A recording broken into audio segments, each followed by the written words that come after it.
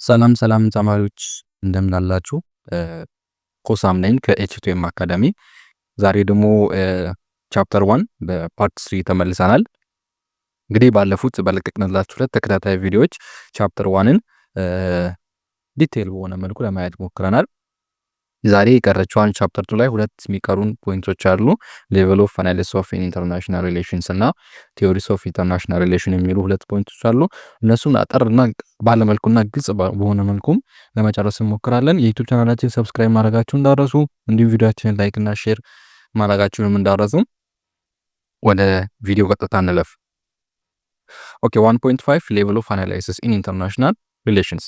Level of analysis in international relations refers to the different perspective or frameworks through which scholars and practitioners can examine and understand international events, behaviors, and phenomena. This level helps to organize the complex of international interaction and provide a structured way to analyze the case and consequence of state behavior. እንግዲህ ሌቨል ኦፍ አናሊሲስ ኦፍ ኢንተርናሽናል ሪሌሽን ማለት የተለያዩ ስኮላሮች ወይም ደግሞ ኢንተርናሽናል ሪሌሽን የሚያጠኑ የተለያዩ ሊቆች ኢንተርናሽናል ሪሌሽንን ለማጥናት ሲሉ የሚወስዷቸው የሚከፋፍሏቸው ሌቭሎች ማለት ነው። እንግዲህ አሲቲዝ ኢንተርናሽናል ሪሌሽንን ከማጥናት በሌቭል ከፋፍሎ ኢንዲቪዥዋል ሌቭል፣ ግሩፕ ሌቭል፣ ስቴት ሌቭል እንዲሁም ሲስተም ሌቭል ብሎ ከፋፍሎ ማጥናት ይሄ ኢንተርናሽናል ሪሌሽን የምንለውን በጣም ከምናስበው በላይ ኮምፕሌክስ ስለሆነ ሲምፕሊፋይ ያደርግልናል ማለት ነው። በእነዚህ ሌቭሎች ከፋፍለን ስናጠናው በቀላሉ ኢንተርናሽናል ሪሌሽንን አንደርስታንድ ለማድረግ እንችላለን ማለት ነው። እንግዲህ በጣም ኮመን የሆኑ ሌቭሎቹ አራት ናቸው። የመጀመሪያው ኢንዲቪዥዋል ሌቭል ነው። ሁለተኛው ግሩፕ ሌቭል፣ ሶስተኛው ስቴት ሌቭል፣ አራተኛው ደግሞ ሲስተም ሌቭል የምንለው ነው ማለት ነው። ከኢንዲቪዥዋል ሌቭል ስንጀምር አናላይዚንግ አይአር ኢንተርናሽናል ሪሌሽንስ ፍሮም ዘ ፐርስፔክቲቭስ ኦፍ ኢንዲቪዥዋል። ይሄ በዚህ ሌቭል ምንድነው የምናደርገው? ኢንተርናሽናል ሪሌሽንን ከኢንዲቪዥዋል እይታ አንጻር ነው አናላይዝ የምናደርገው ማለት ነው። ኢት ኢዝ ኢን ዴፕዝ ሉክ አት ዘ ቢሄቪየር፣ ሞቲቬሽን፣ ባዮሎጂካል ኤንድ historical records, beliefs and orientation of the individual in affecting a particular international phenomena. ስለዚህ እንደ ፓርቲኩላር ኢንተርናሽናል ፊኖሜና አለ እዛ ላይ የግለሰቡ ባህሪ፣ የግለሰቡ ባዮሎጂካል ሁኔታ፣ የግለሰቡ ታሪካዊ ዳራዎች ወይም የግለሰቡ ፐርሰናል ታሪኮች ይኖራሉ። እንዲሁም የግለሰቡ ቢሄቪየር፣ ሞቲቬሽን ኢንተርናሽናል ፊኖሜና ላይ ምን አይነት አፌክት አለው ብለን ነው አናላይዝ የምናደርግበት ከግለሰብ ጀምረን ማለት ነው። እንግዲህ አንድ ሀገር የምትመራው በመንግስት ነው። የመንግስት ደግሞ የራሱ ተወካይ አለው፣ ጠቅላይ ሚኒስትር የሚሆን ፕሬዚዳንት የሚሆን ማለት ነው። ስለዚህ አሁን ያቺ ሀገር ከሌሎች ሀገር ጋር ሪሌሽን ስትፈጥር በዛ ሰውዬ አማካኝነት ነው ሪሌሽን የምትፈጥረው ማለት ነው። ስለዚህ እዛ ሪሌሽን ላይ የዛ ሰውዬ ባህሪ፣ ፐርሰናል ባህሪ ወይም ኢንዲቪዥዋል ቢሄቪየር ምን አለው ማለት ነው፣ ተጽዕኖ አለው ማለት ነው። ስለዚህ ከዛ ጀምረን አናላይዝ ስናደርግ ኢንዲቪዥዋል ሌቭል ይባላል ማለት ነው። ለምሳሌ የራሻውን ፕሬዚዳንት ቭላዲሚር ፑቲንን ብትመለከቱ እሳቸው ፕሬዚዳንት ናቸው። ሀገሪቷን የሚመሩት እሳቸው ናቸው። የተለያዩ ዓለም አቀፍ ግንኙነቶች ሲካሄዱ ሲፈራረሙ በእሳቸው በኩል የሚፈራረሙትና እንግዲህ አሁን እሳቸው እንደምታውቋቸው በባህሪያቸው ትንሽ አግሬሲቭ ናቸው፣ በጣም ቁጡ ናቸው፣ ቆፍጣና ናቸው። ስለዚህ እሳቸው የሚያደርጉት ሪሌሽን አናላይዝ ለማድረግ ከሳቸው ባህሪ ተነስተን የሳቸው ሪሌሽን በዚህ ምክንያት ነው እንደዚህ ሆነ ብለን በሳቸው ባህሪ ኮንክሉድ ማድረግ እንችላለን ማለት ነው። ስለዚህ ኢንተርናሽናል ሪሌሽንን ከግለሰብ አንጻር ስናጠናው ኢንዲቪዥዋል ሌቭል ተብሎ ይጠራል ማለት ነው። ሌላው ግሩፕ ሌቭል ነው። ከፍ ስናደርገው ደግሞ ግሩፕ ሲሆን ደግሞ ማለት ነው ምን ማለት ነው? try and break the analysis down into a certain kinds of groups, how they relate to the state level and where they position themselves with respect to the global dimension of the issue they are dealing with. እንግዲህ በአንድ ሀገር ውስጥ የሚኖሩ የተለያዩ ግሩፖች ይኖራሉ ማለት ነው። እነዚህ ግሩፖች ያሉበት ሀገር ከሌላ ሀገር ጋር በሚኖር ኢንተርናሽናል ሪሌሽን ላይ የራሳቸው የሆነ ቀጥተኛ የሆነ ተጽዕኖ ይኖራቸዋል ማለት ነው። እነዛ ግሩፖች በሀገሪቱ ምን አይነት ፖዚሽን አላቸው፣ ምን አይነት ስልጣን አላቸው የሚለው ነገርም በጣም ወሳኝ ነው ማለት ነው። ለምሳሌ አማጺ ቡድን ሊሆን ይችላል፣ ብቻ የተለያዩ ቡድኖች ማፊያዎች ምናምን እዛ ሀገር ላይ በጣም ተንሰራፍተውና በጣም ኃይል ኖሯቸው ከመንግስት የማይተናነስ ኃይል ካላቸው ኢንተርናሽናል ሪሌሽኑም ላይ የዛን ያክል ሀገሪቱ ከሌሎች ሀገሮች ጋር የምታደርገውን ግንኙነት ላይ የዛን ያክል አፌክት ማድረግ ይችላሉ ማለት ሌላው could be interested in activist prayer group like anonymous that seek to influence the global debate about the winners and the role of globalization, capitalism and force እንዲሁም ሌሎች ፖለቲካል ፓርቲዎችም አክቲቪስቶችም ሊሆኑ ይችላሉ። ብቻ ግን በግሩፕ ሌቭል ስናየው ከኢንዲቪጁዋል ሌቭል አንድ ስቴፕ ከፍ ብለን በሀገሪቱ ውስጥ ስላሉ ፓርቲዎች ሊሆኑ ይችላሉ፣ የተለያዩ ግሩፖች ሊሆኑ ይችላሉ። ሀገሪቱ ውስጥ ካላቸው ፖዚሽን አንጻር ሀገሪቷ ከሌሎች ሀገሮች ጋር የምታደርገው ሪሌሽን ላይ ምን አይነት አፌክት አለው ብለን አናላይዝ ስናደርግ ይሄ በግሩፕ ሌቭል ነው ማለት ነው። ሌላው ስቴት ሌቭል ነው። this level looks at the characteristic and action of state as a unit of analysis። ይሄኛው ደግሞ በስቴት ደረጃ በሀገር ደረጃ ማለት ነው። በሀገር ደረጃ ሀገር የምትወስደው አክሽኖች እንዲሁም የሀገር ካራክተሪስቲክስ ወይም የስቴት ካራክተሪስቲክ አናላይዝ በምናደርግበት ጊዜ በስቴት ደረጃ ማለት ነው። It consists factors such as national interest, domestic politics, economic condition, political system and cultural influences። እንግዲህ ስቴትን በኢንተርናሽናል ሪሌሽን ውስጥ ከሌቭል አንጻር ስናየው የስቴትን ኢንተርናሽናል ሪሌሽንን ሼፕ የሚያደርጉ የተለያዩ ምክንያቶች አሉ ማለት ነው። ለምሳሌ ሀገሪቷ ያላት ፍላጎት ኢንተርናሽናል ኢንተረስት፣ ዶሜስቲክ ፖለቲክስ ማለት ሀገር ውስጥ ያለው የፖለቲካ ስነ ምህዳር ማለት ነው። ሌላ ኢኮኖሚክ ኮንዲሽን የሀገሪቷ የኢኮኖሚ ሁኔታ እንዲሁም ፖለቲካል ሲስተም እና ካልቸራል ኢንፍሉዌንሶቹ እነዚህ ስቴትን አንድ ስቴት ከሌላ ስቴት ጋር በምታደርገው ሪሌሽን ላይ የራሳቸው የሆነ ቀጥተኛ የሆነ ተጽዕኖ ያላቸው ነገሮች ናቸው ማለት ነው። ስለዚህ ኢንተርናሽናል ሪሌሽንን በስቴት ደረጃ አናላይዝ ስናደርገው ስቴት ሌቭል ተብሎ ይጠራል ማለት ነው። ሂር ስቴት አር ቪውድ አስ ራሽናል አክተርስ ዛት ሜክ ዲሲዥን ቤዝድ ኦን ዜር ኢንተረስት ኤንድ ካፓቢሊቲ። ስለዚህ በስቴት ሌቭል አንጻር ኢንተርናሽናል ሪሌሽን አናላይዝ ስናደርገው ስቴት ምን ተብሎ ነው የሚታሰበው? ራሽናል የሆነ አክተር ነው፣ ምክንያታዊ የሆነ አክተር ነው። ውሳኔዎችን የሚወስነው ሀገሪቷ በሚያስፈልጋት ሁኔታዎች ላይ ቤዝድ ሆኖ እንዲሁም ሀገሪቷ ባላት ካፓቢሊቲ ላይ ቤዝድ ሆኖ ውሳኔዎችን የሚወስነው ማለት ነው። ለምሳሌ ሚሊተሪ ስትሬንግዞች ላይ ቤዝድ ሆኖ፣ ኢኮኖሚክ ፓወር ምናምን እነዚህ ላይ ቤዝድ ሆኖ ነው ፎሪን ፖሊሲውን ሼፕ የሚያደርገው። ለምሳሌ ሃየር የሆነ ሚሊተሪ ስትሬንግዝ ካለው፣ ሃየር የሆነ ኢኮኖሚክ ፓወር ካለው ፎሪን ፖሊሲውን በጣም ጥብቅ የሆነ ሌሎችን በቀላሉ ማንበርከክ የሚችል አይነት ፎሪን ፖሊሲ ይኖረዋል ማለት ነው። በሌላው አራተኛው ደግሞ ዘ ሲስተም ሌቭል ኦር ኤ ሌቭል አባቭ ስቴት ከስቴት በላይ ደግሞ ስናይ ማለት ነው። ኢንተርናሽናል ሪሌሽንን ከስቴት ከፍ አድርገን በግሎባላይዜሽን ደረጃ አናላይዝ ስናደርግ ደግሞ ዘ ሲስተም ሌቭል ይባላል ማለት ነው። ሲስተም ሌቭል ማለት ሁሉም ስቴቶችን አንድ ላይ አድርገን አናላይዝ ስናደርግ ማለት ነው። this level examines the international system as a whole focusing on the structure and dynamics of the global environment in which state operate። ይሄኛው በዚህ ሌቭል ላይ ምንድነው የምናደርገው? ፎከስ የምናደርገው ስትራክቸሩ ላይ ነው። የትኛው ስትራክቸር? ግሎባል ኢንቫይሮንመንት። የግሎባል ኢንቫይሮንመንት ውስጥ ስቴቶች አሉ። እንደዛ ስቴቶች የሚሰሩበት ስትራክቸሩን ነው የምናየው ማለት ነው። ምን ማለት ነው? It considered factors such as the distribution of power and among states. Example, unipolarity, bipolarity, multipolarity, international norms, instrument, and the overall hierarchy of the international system. እንግዲህ በሲስተም ደረጃ ኢንተርናሽናል ሪሌሽንን አናላይዝ የምናደርግበት ጊዜ የምናየው the whole ግሎባል ስለሆነ በግሎባል ደረጃ ወይም በስቴቶች መካከል ያለው የስልጣን ክፍል ምን ይመስላል ነው። የትኛው ስቴት ከፍ ያለ ስልጣን አለው? ወይም በሌላ አባባል ፓወር በሶስት አይነት መልኩ ሊኖር ይችላል። በዩኒፖላር መልኩ ሊኖር ይችላል፣ ማለት አንድ ሀገር ብቻ ሁሉንም በልጦ ሁሉንም የሚያስተዳድርበት ሊኖር ይችላል። ወይም ደግሞ ባይፖላሪስት ሊሆን ይችላል፣ ሁለት ሀገራቶች ዶሚኔት አድርገው ሌሎችን ሀገራቶችን የሚያስተዳድሩበት ሁኔታም ሊፈጠር ይችላል። እንዲሁም ደግሞ መልቲፖላሪቲ ሊፈጠር ይችላል። ለምሳሌ ዩኒፖላሪቲ ማለት አሁን ያለንበት አሜሪካ በጣም ከሁሉም ሀገራቶች የበላይ ሆና ዓለምን የምትመራበት ስርዓት ማለት ነው። እንግዲህ በዛ ስርዓት ኢንተርናሽናል ሪሌሽን አናላይዝ ማድረግ ይቻላል። ሌላው ባይፖላሪቲ ማለት ደግሞ ሁለት ሀገራቶች በቀዝቃዛ ዓለም ጦርነት ጊዜ እንደነበረው ሶቪየት ህብረት እና አሜሪካ ማለት ነው።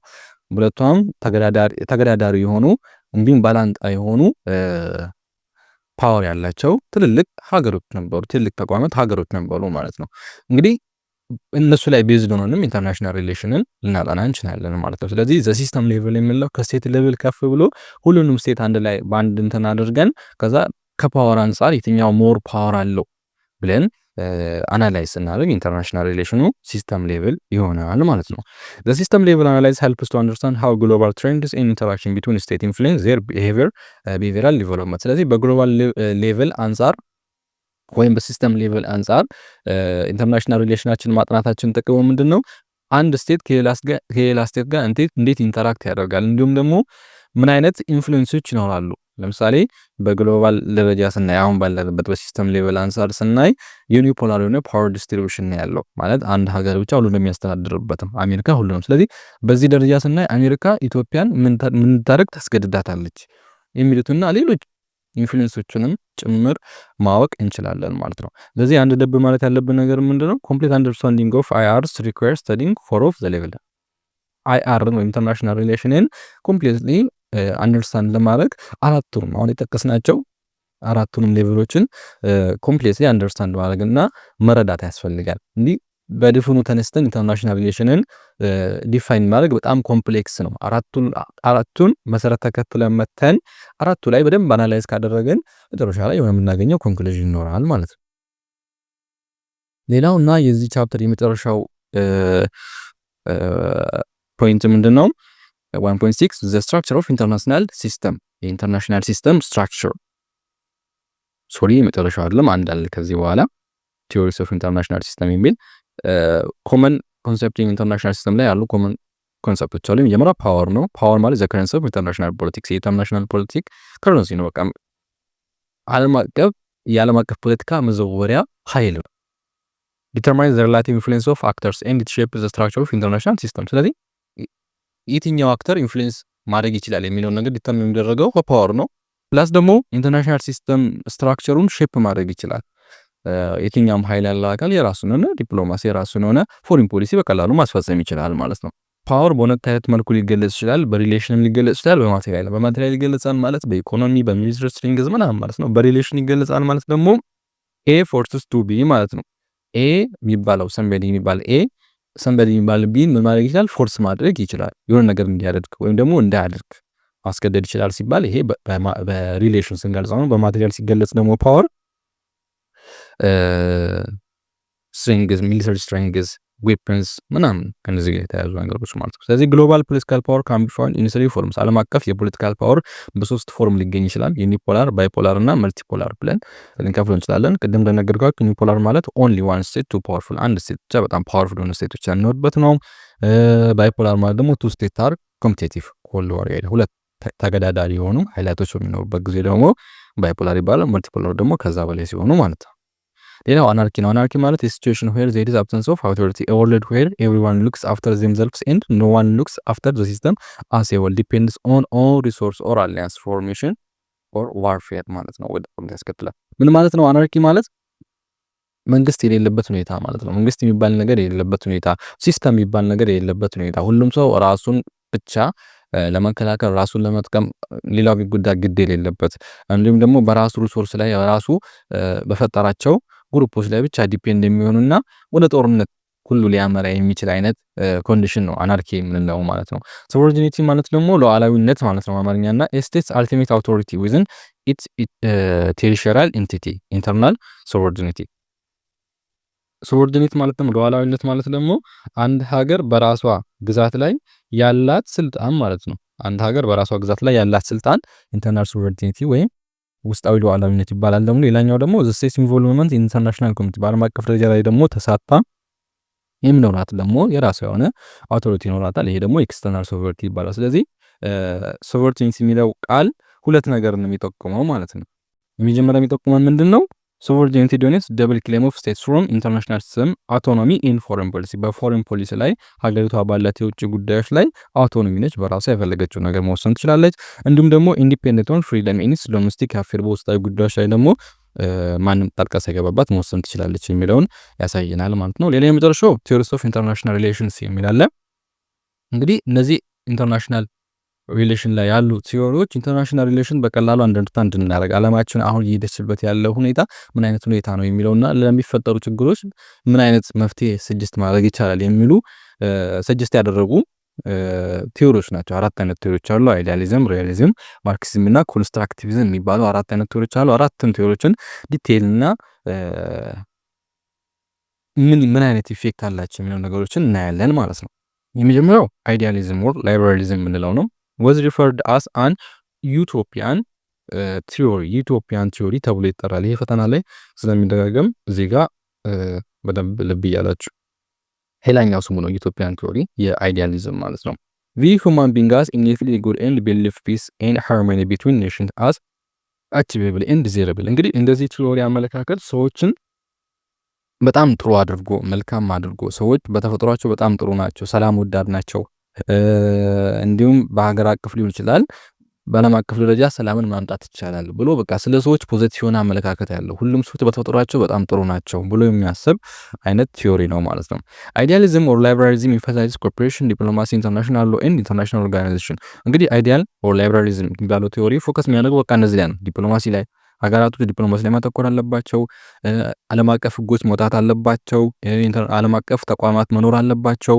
እነዚህ ነገሮችን ካደረግን በቀላሉ ሰላምንና ብልጽግናን በዓለም ላይ ማምጣት ይቻላል ብሎ የሚያምን ቲዮሪ ነው። ኢት ቢሊቭስ ዛት ሁማን ኔቸር ኢዝ ኢንሄረንትሊ ጉድ ኦር አት ሊስት ካፔብል ኦፍ ኢምፕሩቭመንት ኤንድ ዛት ዋር ኢዝ ኖት ኢንቪቴብል። ስለዚህ ቅድም እንደነገርኳችሁ የሰዎች ባህሪ በተፈጥሮ በጣም ጥሩ ነው ብሎ ያምናል። ቢያንስ ጥሩ ባይሆን እንኳን ሊሻሻል የሚችል አይነት ነው። ስለዚህ ሰዎች በተፈጥሯቸው ጦርነት ወዳድ አይደሉም።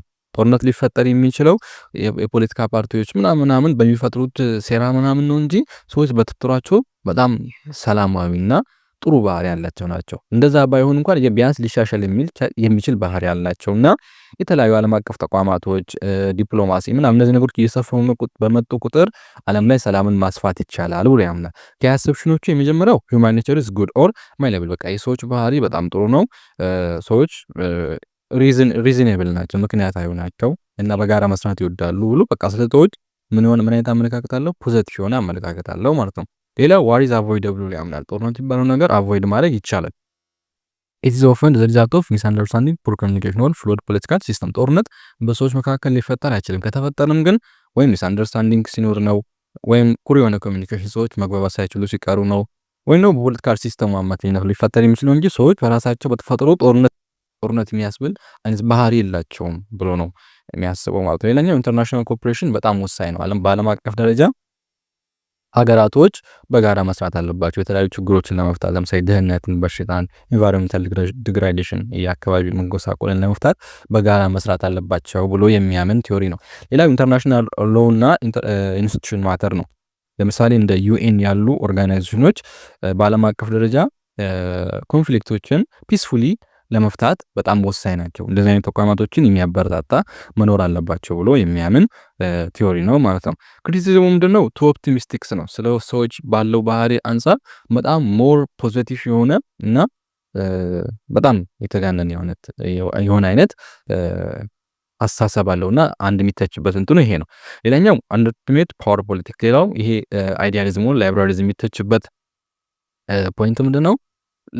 ለፖለቲካል ፓወር የሚሰጠው ግምት ነው። ፖለቲካል ፓወርን በጣም ቀለል አድርጎ ነው የሚያየው ማለት ነው። ሌላው ዲፊካልቱ ኢምፕሊመንት ለማድረግ በጣም አስቸጋሪ ነው። ለምን? ሁሉም ሰው ጥሩ ስላልሆነ ይሄ ቲዮሪ እንደሚለው ማለት ነው። ሌላው ሪያሊዝም የሚባለው ነው።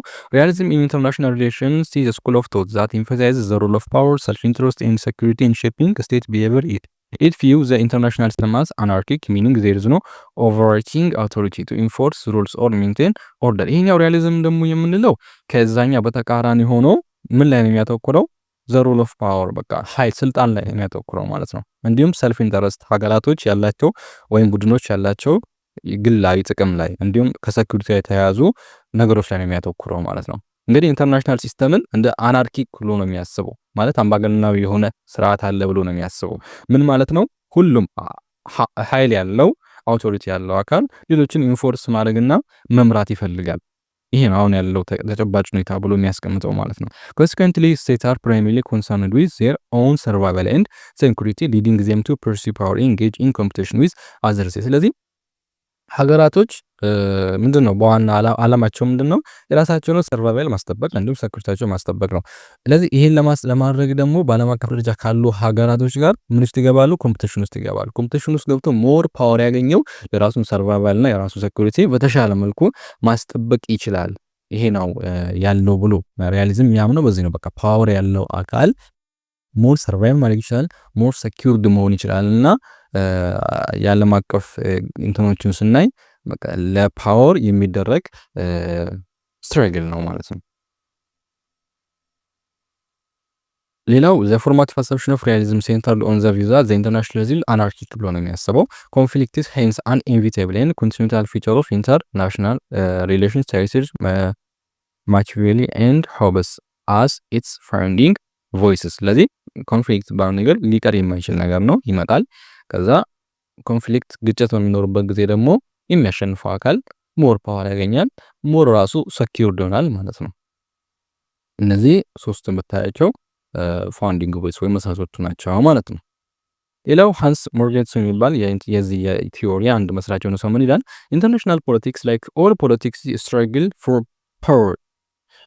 ኢንተርናሽናል ፖለቲክስ የምንለው ልክ እንደ ሌሎች ፖለቲካ ሁሉ ለስልጣን የሚደረግ ትግል ነው፣ ስትራግል ነው ብሎ ነው የሚያስቀምጠው። ዶሚኔሽን አስ ኦፖዝድ ቱ ኮኦፕሬሽን፣ አብሮ ከመስራት ይልቅ ዶሚኔት ለማድረግ የሚደረግ ሩጫ ነው ማለት ነው። ኢን 1950 ኤንድ ኢን 1960 IRs dominated by realist conception of international relations based on this where on the state as the primary unit of analysis and governed by the relentless pursuit of power። እንግዲህ በ1950ዎቹ እና በ1960ዎቹ በዓለም አቀፍ ደረጃ ዶሚኔት ያደረገው ቲዮሪ ይሄኛው ቲዮሪ ነበር፣ ሪያሊዝም የሚባለው ቲዮሪ ነበር ማለት ነው። ስቴቶችን ዘ ፕራይመሪ ዩኒት ኦፍ አናላይዝ አድርጎ በስቴቶች አማካኝነት የሚደረግ ከፍተኛ የሆነ ስልጣን ለማግኘት የሚደረግ ስትራግል ነበር ማለት ነው። ሪያሊስት ኦን ዘ አዘር ሃንድ ቢሊቭ ዛት ፓርቴክ ኢን ኢንተርናሽናል ኦርጋናይዜሽንስ ኦንሊ ዌን ኢት ኢዝ ኢን ሰልፍ ኢንተረስት ቱ ዱ ሶ። ቅድም ሊበራሊዝም ላይ ወይም አይዲያሊዝም ላይ እንዳየነው ኢንተርናሽናል ኦርጋናይዜሽኖች በጣም አስፈላጊ ናቸው። ሀገራቶች በእነዛ ኦርጋናይዜሽኖች ላይ መሳተፍ አለባቸው፣ በጋራ መስራት አለባቸው ሰላምንና የተለያዩ ችግሮችን ለመፍታት ሲባል ብለን ነበር። ሪያሊዝም ግን ሀገራቶች እንደዚህ ኦርጋናይዜሽኖች ላይ መሳተፍ ያለባቸው ብሎ የሚያምነው ለምንድን ነው? የራሳቸው ጥቅም ማስጠበቅ የሚችሉ ከሆነ ብቻ ነው። የራሳቸው ጥቅም ማስጠበቅ የማይችሉ ከሆነ እንደዚህ አይነት ጥቅሞች ላይ መሳተፍ የለባቸውም ብሎ ያምናል። ለምሳሌ አሁን ባለንበት ወርልድ ላይ አሜሪካ የWHO አባል ነች። ነገር ግን እኔ ከWHO የማገኘው ምንም አይነት ጥቅም የለም፣ ማወጣው ገንዘብ ይበልጣል ብላ ስላመነች ከዓለም አቀፍ የጤና ተቋሙ ለመውጣት ያለችበት ሁኔታ አለ። ይሄ የሚያመለክተን ምንድነው? በሪያሊዝም አተረጓጎም መሰረት ማንኛውም ሀገር ከማንኛውም ኢንተርናሽናል ኦርጋናይዜሽኖችን የራሱ ጥቅም ማያገኝበት ከሆነ መውጣት አለበት። የራሱ ጥቅም ማግኘት ሲችል ብቻ ነው እዛ ኦርጋናይዜሽን ላይ መቆየት ያለበት ብሎ ያምናል ማለት ነው። ሌላው ስትራክቸራሊዝም ወይም ማርክሲዝም የሚባለው ነው። ይሄኛው ደግሞ ባጭሩ ምን ላይ ነው የሚያተኩረው? በዓለም አቀፍ ደረጃ ያለው ሁኔታ ምንድነው? በሁለት የተከፈለ ሁኔታ አለ። ዲቨሎፕድ የሆኑ ካንትሪዎች አሉ እና ደግሞ ዲቨሎፒንግ የሆኑ ካንትሪዎች አሉ። በሁለቱ መካከል ያለ የስትራክቸር ውጤት ነው ማለት እስኪ ነው እዚህ ጋር ኦፈርስ ክሪቲካል ፕሪፊክስ ዘ ሩል ኦፍ ኢኮኖሚክ ስትራክቸር ኤንድ ክላስ ሪሌሽንስ ኢን ሼፒንግ ግሎባል ፖለቲክስ። ግሎባል ፖለቲክስ ወይም ዓለም አቀፍ ፖለቲካውን ሼፕ የሚደረገው በኢኮኖሚክ ስትራክቸር ነው። ሞር ዲቨሎፒንግ በሆኑትና ዲቨሎፒንግ በሆኑት መካከል ባለው የኢኮኖሚ ልዩነት ላይ ነው ዓለም አቀፍ የሆኑ ወይም ግሎባል ፖለቲክሱ ቤዝድ የሆነው ማለት ነው። አንላይክ ሪያሊዝም which focus on states, structuralism highlighted the unequal distribution of wealth and power between core and developed and periphery developing country። ስትራክቸራሊዝም የሚያተኩሩት ምንድን ነው? ይሄ ዌልዙ ወይም በዓለም አቀፍ ደረጃ ያለው ሀብትና ስልጣን የሚባለው ነገር የተከፋፈለ ነው። ዲቨሎፕድ በሆኑትና ዲቨሎፒንግ በሆኑ በቃ ስትራክቸሩ ላይ ነው የሚያተኩሩት ማለት ነው። እዚህ ላይ ቤዝድ ሆነን ነው ዓለም አቀፍ ፖለቲካዎችን መተንተን ያለብን ብለው ነው የሚያስቡት ማለት ነው። It argues that the global capitalist system derived by the pursuit of profits perpetuates this inequality through exploration and dependency, core state benefit from extracting source and labor from the periphery። ቅድም እንደነገርኳችሁ በዓለም አቀፍ ደረጃ ያለው የፖለቲካ ስርዓት በስትራክቸር የተከፋፈለ ነው። ስለዚህ እነዚህ ሞር ዲቨሎፕድ የሆኑ ካንትሪዎች እነዚህ ገና አዳጊና ድሃ ከሚባሉ ሀገራቶችን ሪሶርሶችን በመመዝበዝ እነሱ ታዳጊ የሚባሉት ሀገራቶች አዳጊ ምስ ላይ ጥገኛ እንዲሆኑ የማድረግ ስራ ነው እየሰሩ ያሉት ማለት ነው። therefore international relations are seen as a struggle between class። ስለዚህ ኢንተርናሽናል ሪሌሽኑን ወይ ኢንተርናሽናል ፖለቲክሱን ስናየው በክላሶች መካከል የሚደረግ ስትረግል ነው። እነዛ ያደጉት ሀገራቶች ያላደጉትን በመወዝወዝ እነሱ ጥገኛ ላይ እንዲሆኑ የማድረግ ያደጉቶቹ ታዳጊ የሆኑት ሀገራቶች ደግሞ ካደጉት ነፃ ለመውጣት የሚደረግ ስትረግል ነው። እንደዚህ ብሎ ነው ኢንተርናሽናል ሪሌሽን የሚያብራራው ማለት ነው። ማርክሲስት would argue that any international body including the United Nations works to promote the interest of the business class። ማርክሲስት ማለት የዚህ መስራች ነው እና ምን ይላል? የትኛውም ዓለም አቀፍ አካል ወይም ዓለም አቀፍ ተቋም ለምሳሌ ዩናይትድ ኔሽን ሊሆን ይችላል፣ ሌሎችም IMF ሊሆኑ ይችላሉ። የሚሰሩት ለምንድን ነው? ይሄ ቢዝነስ ክላስ ወይም ዲቨሎፕድ ለሆኑ ካንትሪዎችን ፍላጎት ለማስፈጸም ነው የሚሰሩት ብሎ ያምናል ማለት ነው። ሌላ የመጨረሻው ኮንስትራክቲቪዝም የሚባለው ነው። ኮንስትራክቲቪዝም ኢንተርናሽናል ሪሌሽን ኢንፋሳይዝስ ዘ ሮል ኦፍ አይዲያ ኖርምስ ኤንድ አይዴንቲቲ ኢን ሼፒንግ ስቴት ቢሄቪየር ኤንድ ዘ ኢንተርናሽናል ሲስተም። ይሄ ኮንስትራክቲቪዝም ደግሞ ኢንተርናሽናል ሪሌሽንን ሼፕ የሚያደርጉት እነዚህ ሶሻል ኖርሞች ናቸው ብሎ ያምናል ማለት ነው። አይዲያዎች፣ ኖርሞች፣ አይዴንቲቲዎች ይሄን ነው እነዚህ ናቸው የስቴትን ቢሄቪየር እና ኢንተርናሽናል ሲስተምን ሼፕ የሚያደርጉት ብሎ ያምናል ማለት ነው።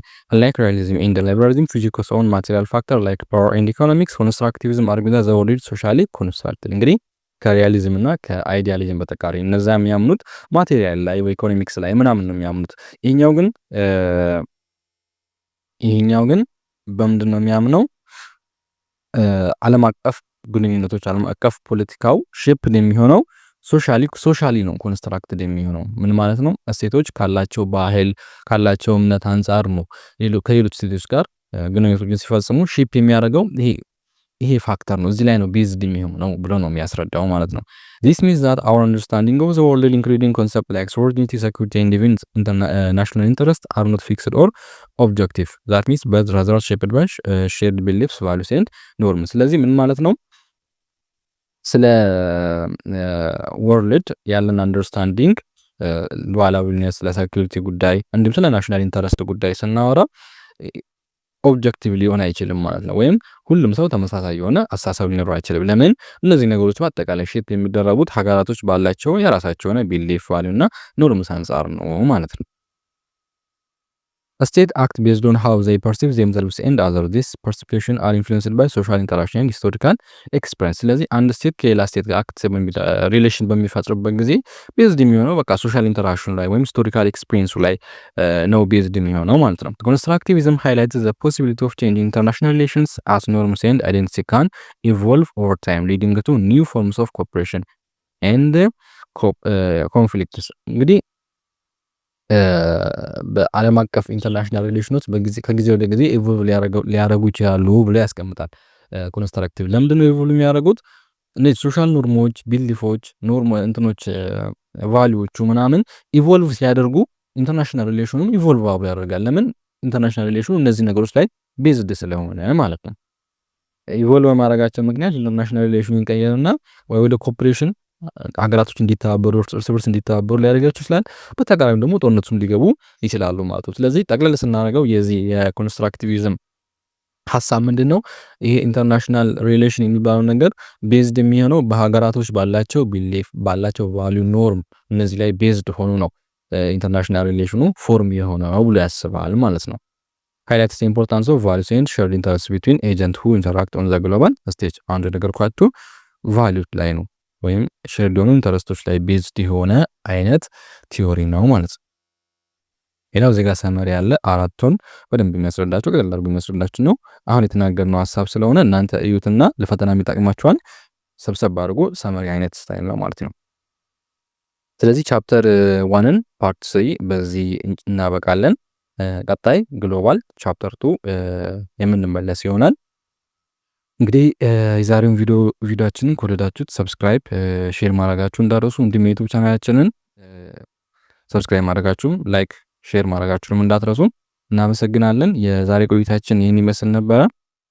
መልካም ጊዜ